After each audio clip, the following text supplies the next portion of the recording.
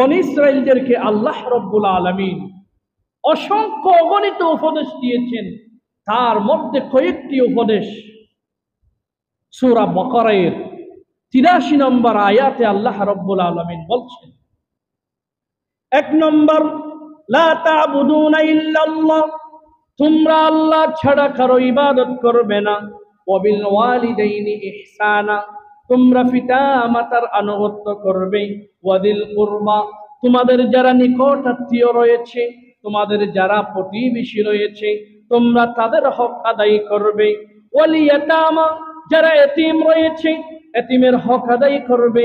ওয়াল মাসাকিন, যারা মিসকিন রয়েছে, তাদের হক আদায় করবে।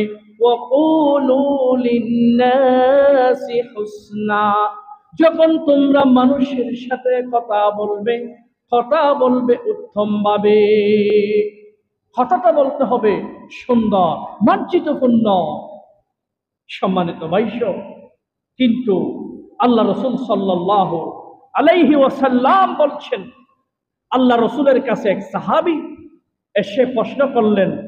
ওই সাহাবীর নাম এসেছে হযরত আমর বিন আবাসা রাদিয়াল্লাহু তাআলা আনহু। তিনি এক সময় মসজিদে নববীতে আসে আল্লাহর প্রিয় হাবিবের সামনে দাঁড়ালেন। আল্লাহর প্রিয় হাবিবকে প্রশ্ন করলেন, ইয়া রাসূলুল্লাহ, মা মা'নাল ইসলাম, ইসলাম কি? আল্লাহর প্রিয় হাবিব তার অবস্থা পর্যবেক্ষণ করে বললেন, ইসলাম হচ্ছে তিবুল কালাম, সুন্দর আচরণ। ওয়া আত'আমাত তুআম, অভাবী মানুষদেরকে খাদ্য দান। বলি সুবহানাল্লাহ।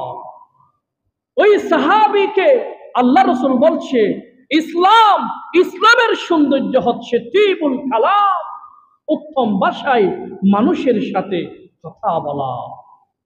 এবং যারা এতিম, মিসকিন, অসহায়, দরিদ্র, গরিব আছে, তোমার অবস্থান থেকে সামর্থ্য অনুযায়ী তাদেরকে খাদ্য দান করা।